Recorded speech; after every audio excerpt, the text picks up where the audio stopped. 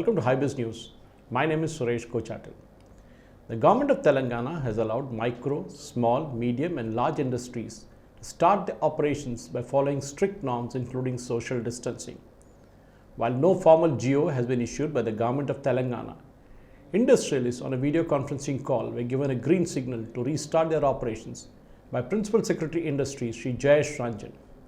Naturally, there were a lot of queries during the call from entrepreneurs about the transport arrangements for workers, permissions required, and whether shops selling spare parts can be kept open.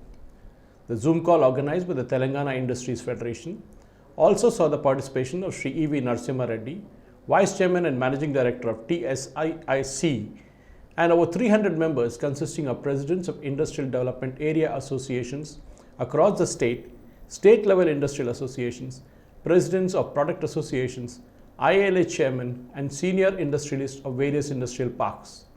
The state government's move to allow the resumption of industrial activity is an attempt to bring back a semblance of normality in the state. About 30% of the factories are already functioning after the green signal was given. By end of this week, that figure could go as high as 90% according to officials. Virtually all industrial units are now allowed to function. Factories located within industrial development areas, special economic zones will be allowed to open. They would be maintained strict social distancing guidelines and sanitary standards. Factories located outside IDAs and SEZs will be allowed to function only if they have access control mechanisms for their employees. Body temperature of all employees are to be screened before entry into the premises. They should be provided masks, hand wash and sanitizers, and maintain records at the security point for verification by enforcement officials. Factories will be allowed to function until 6 p.m. when the curfew kicks in. Factories requiring continuous processing, such as steel manufacturing units, would be allowed to function round the clock, but they would have to provide accommodation to employees who won't be allowed to go home during the curfew. Companies will also be required to provide bus services for employees by way of TSRTC buses. During the call, Mr. Jayesh Ranjan said that the industries will have to follow strict guidelines. Apart from temperature scanner, as was said before, entry points into all parts of the factory will have to be maintained strictly. All personnel would be required to wear masks at all times without exception. There should be also no cafeterias or spots where people can congregate during meals. Employees are instructed to eat at the workplaces while maintaining social distancing norms. They should also insist workers to bring their own lunch and not go out for lunch breaks. Factories are also requested to make staggered lunch break arrangements by maintaining social distancing.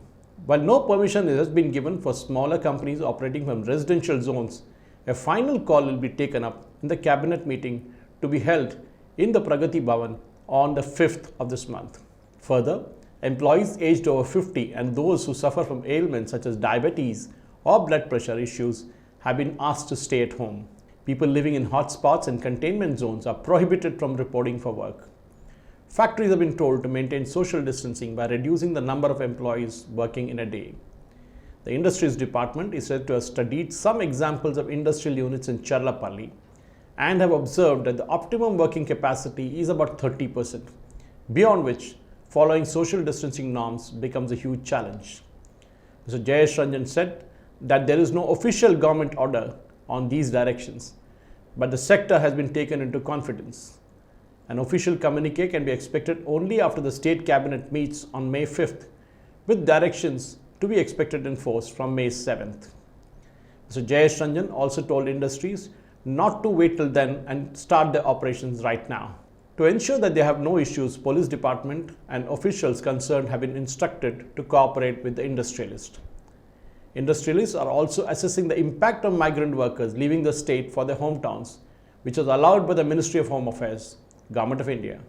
K. Sudhir Reddy, President of Telangana Industries Federation, predicted that there would be some problem, especially with reference to manpower, that too from the migrants. According to Mr. Sudhir Reddy, some migrant workers may want to return home as they've been stuck here for many days without work. Some will choose to stay here as the work will resume soon. In any case, it will take a few months for those who have left to come back and will definitely affect the companies until then. However, the state government feels that the impact will not be severe, Workers employed in factory generally possess some technical skill they have acquired over many years. Though they might be non-locals, they are more likely to have permanent residency in the state. This is unlike the construction sector, where the labor is seasonal or temporary and unskilled.